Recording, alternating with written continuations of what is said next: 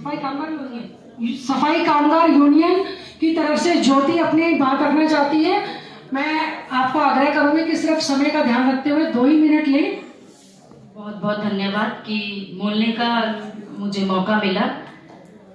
आज हम सावित्रीबाई फुले के जन्म दिवस के उपलक्ष्य पे यहाँ पे इकट्ठे हुए हैं और जन्म दिवस सावित्रीबाई फुले के उस समय में माहौल जिस तरीके से कई वक्ताओं ने अपनी बात रखी, उस माहौल में किसी महिला का उस समाज में खड़ा होना, अपने समाज के महिलाओं को पढ़ाना, दलितों को पढ़ाना, उन सब चीजों की लड़ाई को लड़ते हुए आज भी हम लोग ये महसूस करती हैं वो महिलाएं कि हम लोग सफाई कामगार यूनियन में जिस तरीके से महिलाओं की समस्याओं को देखते हैं, एक आर्थिक गुलामी जो महिलाएं उसका शिकार हैं, उससे निकलने के लिए बहुत मजबूरी जिस तरीके से हम महसूस करते हैं।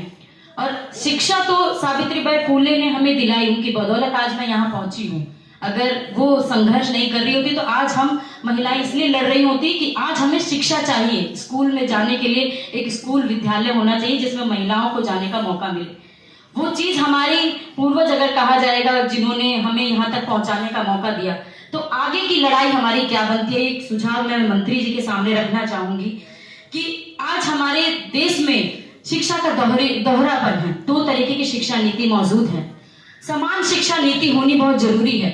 जिस तरीके से कोई भी हो, किसी भी इलाके पे रहने वाले बच्चा हो या किसी भी मंत्री का बच्चा हो, एक समान स्कूल में जाएगा तो हो सकता है कि जिस तरीके से जो महिलाएं नौकरी ना मिलने के कारण वो सफाई का काम करें, ज्यादातर अपने समाज की महिलाएं भी उसमें कार्यरत हैं, वो नहीं निकल पा रहे हैं उस काम से क्योंकि शिक्षा से वंचित हो रहे हैं। शिक्षा तो मौजूद है लेकिन फिर भी हम वंचित हो रहे हैं। ये भी हमारे समाज का एक महत्वपूर्ण मुद्दा बनना चाहिए कि इस मुद्दे पे हम सबको चर्चा करनी चाहिए। इस मुद्दे पे हमें ये बात करनी चाहिए कि किस तरीके से हम अपने समाज के लोगों को शिक्षा तक, जन जन तक शिक्षा तक पहुंचाएं। शिक्षा जरूरी नहीं है कि नौकरी तक पहुंचना है, शिक्षा इसीलिए भी जरूरी है कि हम एक अच्छा इंसान बने, इस समाज को समझे, इस समाज को समझ के अपनी समस्याओं का समाधान निकाल सके, इसलिए भी शिक्षा बहुत जरूरी है।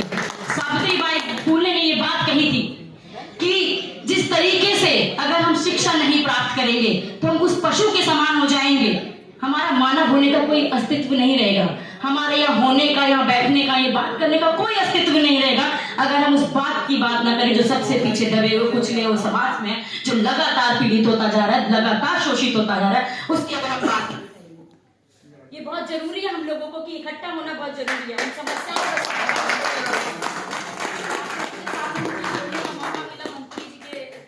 को ये मौका मिला तो हम चाहेंगे कि हम उन महिलाओं को इस वार्ता में इकट्ठा कर सके जिन महिलाओं की बात इधर जन जन तक महसूस नहीं होती है, जिसकी बात तक नहीं उठती है।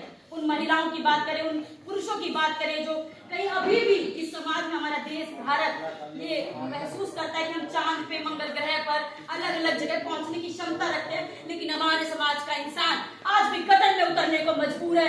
ये 21वीं शताब्दी में हो रहा है। क्यों हम आजाद नहीं हैं? आज हम अभी भी उसी गुलाम का शिकार है। उस बेड़ियां जो हमारे पैरों में बंधी है, हमारे समाज के लोगों में बंधी हुई है, उस बेड़ियों को तोड़ने के लिए जो हमें दिखाई नहीं देती है, उसको देखने का एक नजरिया हम सबको बनाना पड़ेगा, हम सबको देखना पड़ेगा और एक दिशा के साथ आगे बढ़ना पड़ेगा। शुक्रिया।